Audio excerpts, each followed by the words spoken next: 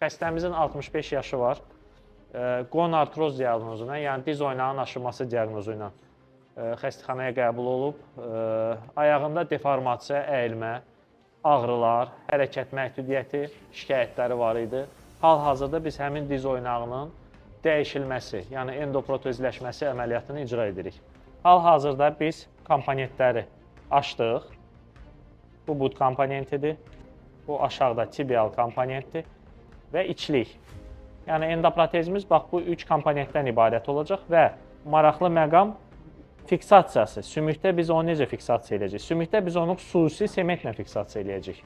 Diz oynağı endoprotezləşməsindən qızıl standartlar sementli fiksasiyadır. Bəli, sementsiz fiksasiya endoprotezlərdə var, amma hal-hazırki araşdırmalara görə protezləşmə qızıl standartdır bu günə kimi. Sementin tərkibində bəzən biz antibiotik istifadə edirik. O fabrika qablaşdırması zamanı ora antibiotik əlavə olunur.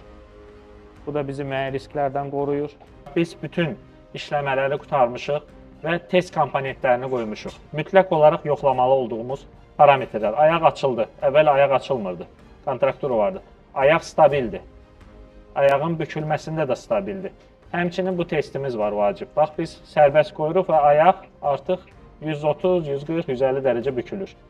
Yəni, yekun komponentləri yerləşdirə bilərik. Biz yekun komponentlərimizi artıq yerləşdirdik. Sementlə fiksasiya elədik. Sementin artıqlarını təmizləyirik.